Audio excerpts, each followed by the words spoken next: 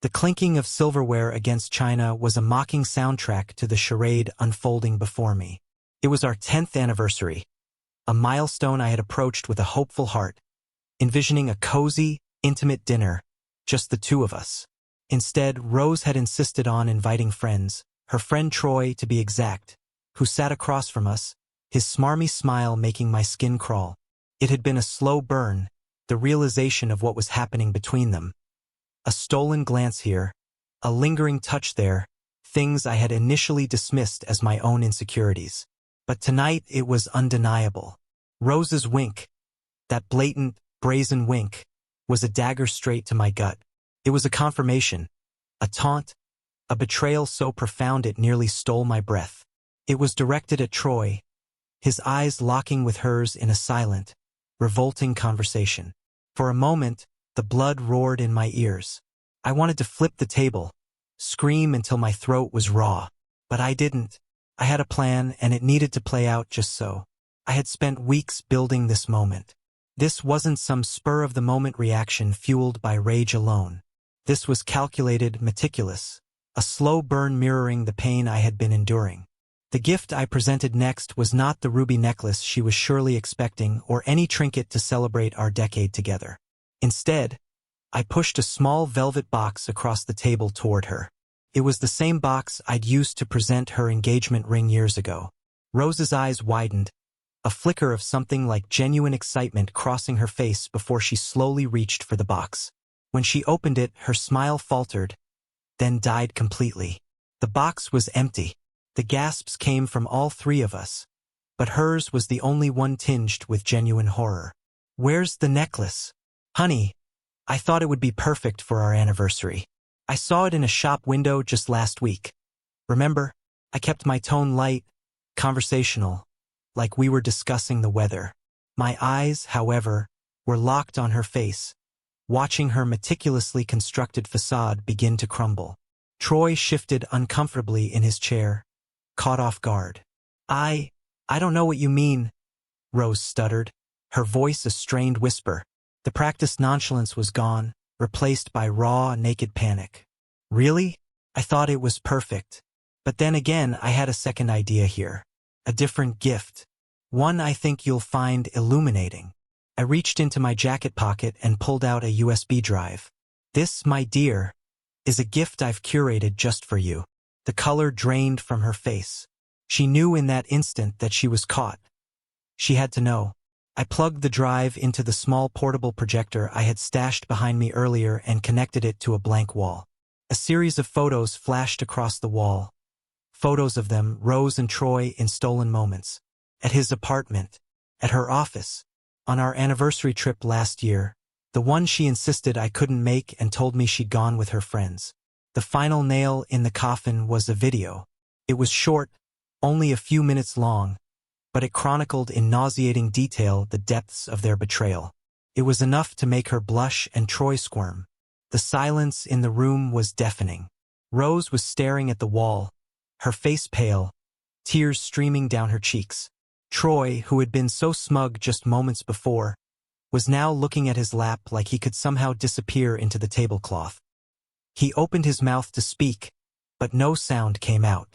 "You know," I said, my voice dangerously low, "I always thought we were a team, partnership, but I guess some partnerships are just meant to be broken."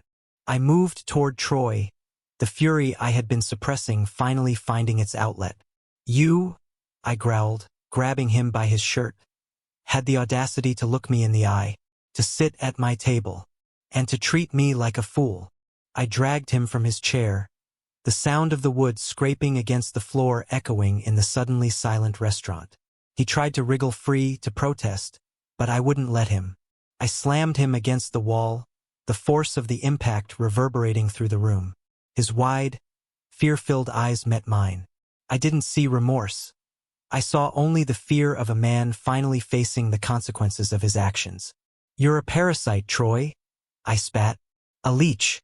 You feed off other people's lives, other people's happiness." Each word was a punch, a blow delivered with the weight of all the weeks of betrayal I had endured. I hit him again, harder this time, sending his head bouncing off the wall. He crumpled to the floor, whimpering. The restaurant staff, who had been watching in frozen horror, finally rushed to intervene. They tried to pull me away, but I was beyond reason. I was fueled by righteous anger, a burning need to make him understand the depth of the pain he had caused. "You think you're so smart, don't you?" I kicked him hard in the ribs. "You think you can just waltz into someone's life and take what you want?" I continued the assault, each blow a release of the pain and anger that had been festering inside me. He didn't fight back. He just curled into a ball, begging me to stop. It was pathetic. Eventually, the manager was able to separate us.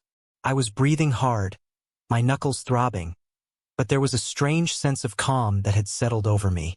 It was a dark, savage calm, but it was a calm nonetheless. The police arrived shortly after. They took my statement and they took Troy away. He was leaking blood from his nose and mouth. He didn't look so smug now. He looked like the pathetic, broken man he was. Rose was a mess. She was on the floor sobbing uncontrollably, a puddle of tears and mascara and broken promises. I looked at her, really looked at her, and for the first time I felt nothing. Not anger, not sadness, just a hollow emptiness. I walked over to her and pulled the wedding ring from my finger. I dropped it in front of her, the metal making a dull clink on the hardwood floor. "Congratulations, Rose. You've successfully destroyed our marriage." I took a deep breath. "I'm done." I turned and walked out of the restaurant, the silence following me. I had no plan, no destination, but in that moment, I felt a sense of freedom that I hadn't felt in years.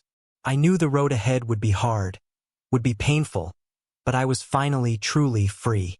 The aftermath was chaotic. The scandal hit the local news. Troy's reputation was ruined, his career over. He was a pariah, and rightly so. Rose tried to reach out to me, called incessantly, sent countless texts begging for forgiveness, but my heart was a stone. I had nothing left to give her, no more forgiveness to offer. Our divorce was quick and brutal. The lawyers were the only ones who benefited from the wreckage of our marriage. She was left with nothing but the ruins of her betrayal. I walked away, leaving behind the rubble and moving on to pick up my own shattered pieces. It wasn't a happy ending, not in the traditional sense, but it was an ending, and it was mine. I had taken back control.